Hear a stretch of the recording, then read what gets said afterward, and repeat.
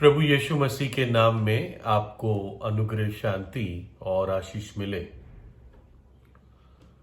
Cuba देश को Spain ने कई वर्ष तक अपनी कॉलोनी बना के रखी।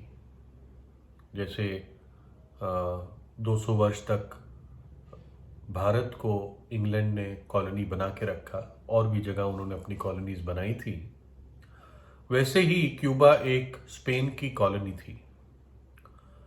करीब कह सकते हैं आप 1500 ईस्वी से लेके 1900 ईस्वी से थोड़ा सा पहले तक, करीब 500 वर्ष,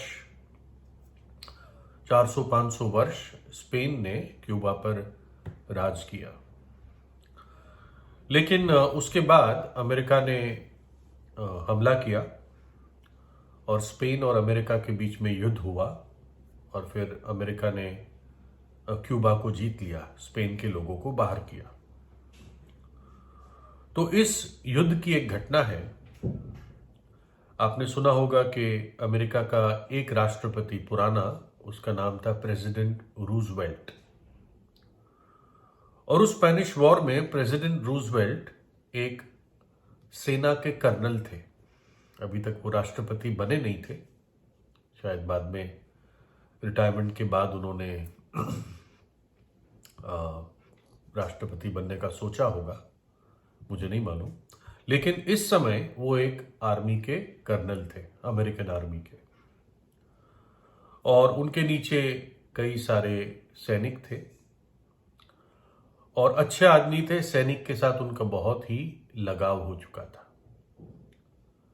उसके सैनिकों का दुख वो अपना दुख समझते थे।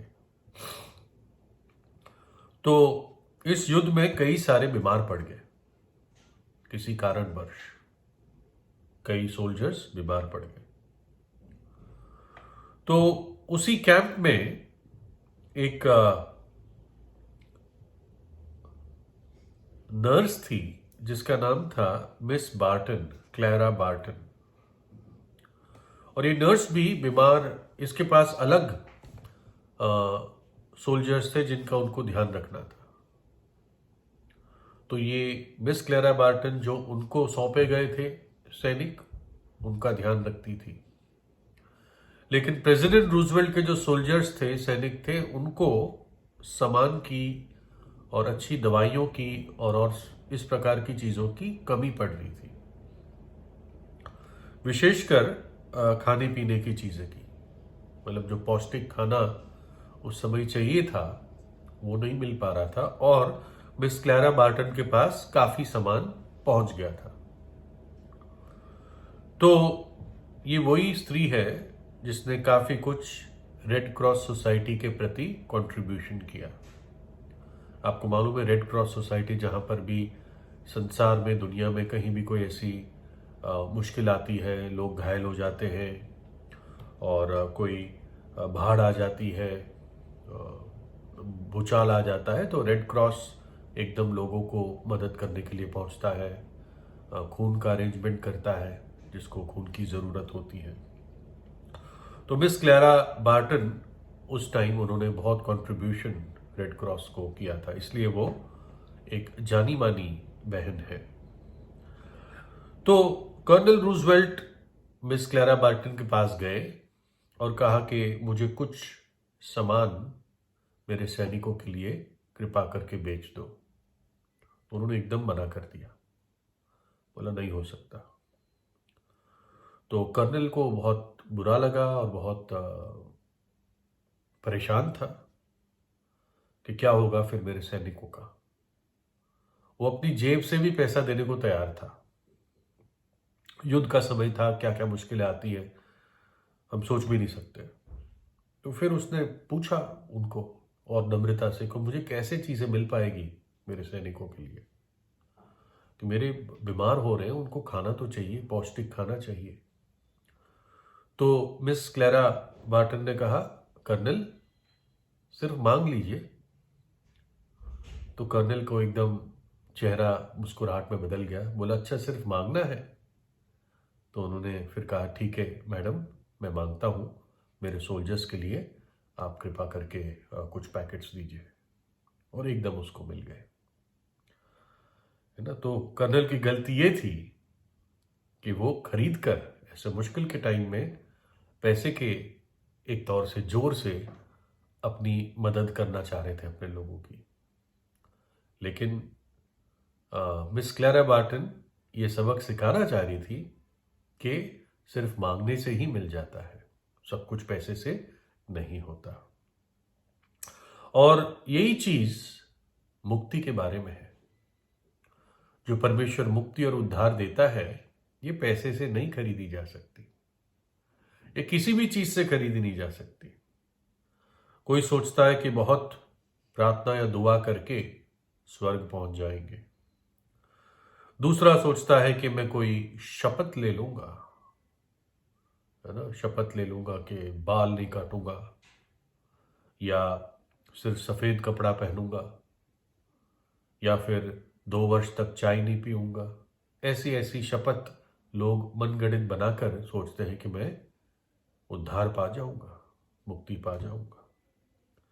तीसरा सोचता है कि मैं कोई पाप नहीं करूंगा, है ना, और एकदम पवित्र जीवन बिताऊंगा।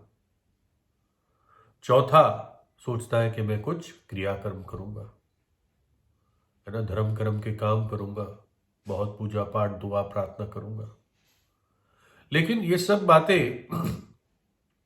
इसमें कोई बुराई नहीं ढूंढ पाता व्यक्ति, लेकिन इन बातों से मुक्ति नहीं मिल सकती। विशेषकर जो व्यक्ति सोचता है कि मैं पवित्र जीवन बिता लूंगा, पाप रहित जीवन बिता दूंगा, उसको तो सबसे पहली निराशा एहसास करनी पड़ेगी, क्योंकि ये असंभव है। पाप का स्वभाव तो मनुष्य के अंदर बैठा हुआ है। और धर्म कर्म के काम अगर उद्धार पाने के लिए कोई व्यक्ति करता है तो परमेश्वर की दृष्टि में मैले चिथड़ों के समान है। और सच बात यह है जो कर्नल रूजवेल्ट ने भी सीखी कि परमेश्वर का उद्धार मुफ्त में मिलता है, मांगने पर मिलता है, या अगर कहे तो सिर्फ ग्रहण करना पड़ता है, उसकी कोई कीमत नहीं चुका सकता। यशाया 55:1 में लिखा है, अहो सब प्यासे लोगों पानी के पास आओ, और जिनके पास रुपया ना हो तुम भी आकर मोल लो और खाओ। वो कहता है जिनके पास रुपया ना हो तुम आकर मोल के लेकर खा लो। जो प्यासा है ना, वो तृप्त हो जाए, पैसा ना हो फिर भी मोल ले सकता है। अजीब बात है ना, क्योंकि वो एक वरदान के रूप में ही दिया जाता है, परमेश्वर का उद्धार। एक ऐसी ही स्त्री थी, जीवन से परेशान थी और औरों को भी परेशान करती थी। उसके जीवन में शांति नहीं थी, टंटा ही टंटा था। प्रभु यीशु ने उसको कहा, यीशु ने उत्तर दिया, यदि तू परमेश्वर के वरदान को जानती और ये भी जानती कि वह कौन है जो तुझसे कहता है मुझे पानी पिला, तो तू उससे मांगती और वो तुझे जीवन का जल देता। यानी अगर तू प्रभु यीशु से मांगती तो वो तुझे जीवन का जल देगा। ये सबके लिए, हर एक पापी के लिए है। अगर तू मांगेगा तो तुझे जीवन का जल प्रभु यीशु देगा। वो इसलिए जगत में आया। रोमियो 5:15 में इस प्रकार से मैं अपने साधारण शब्दों में समझा रहा हूं कि आदम की अनाज्ञाकारिता से जगत में पाप और मृत्यु आई, लेकिन प्रभु यीशु मसीह की आज्ञाकारिता से, कि वो क्रूस की मृत्यु तक आज्ञाकारी रहा, उसकी आज्ञाकारिता से हमें धार्मिकता और अनंत जीवन प्राप्त होता है। प्रभु यीशु अनंत जीवन उन सबको देता है जो उस पर विश्वास करता है। ऐसा क्या कार्य प्रभु यीशु ने किया? वो उससे कलवरी के क्रूस के ऊपर बलिदान था, हमारे लिए दुख उठाया, अपना पवित्र लहू बहाया और मर गया, हमारे पापों को, श्राप को, सजा को अपने शरीर पर उठाते हुए और मृतकों में से तीसरे दिन जी उठा। वचन कहता है पापों की मजदूरी तो मृत्यु है, इसलिए परमेश्वर को मरना पड़ा क्योंकि हमारी सजा थी, इसलिए मनुष्य का रूप धारण करना पड़ा। लेकिन तीसरे दिन जी उठा क्योंकि मृत्यु परमेश्वर को नहीं हरा सकती। तो पापों की मजदूरी तो मृत्यु है, परंतु परमेश्वर का वरदान प्रभु यीशु मसीह में अनंत जीवन है। वो वरदान है, वो ग्रहण किया जाता है, उसके लिए कोई पैसा नहीं दे सकता। इफिसियों 2:8 में लिखा है क्योंकि विश्वास के द्वारा अनुग्रह ही से तुम्हारा उद्धार हुआ है, और ये तुम्हारी ओर से नहीं वरन परमेश्वर का दान है। मुझे और आपको बचाने का विचार परमेश्वर के दिल में उदय हुआ है। लिखा है तुम्हारी ओर से नहीं, उसने खुद पहला कदम लिया, खुद उसने इनिशिएटिव लिया मनुष्य जाति को बचाने के लिए, है ना। और ये उद्धार कैसे मिल सकता है? विश्वास से। पापों से पश्चाताप करना, पापों को त्यागना और प्रभु यीशु पर विश्वास करना।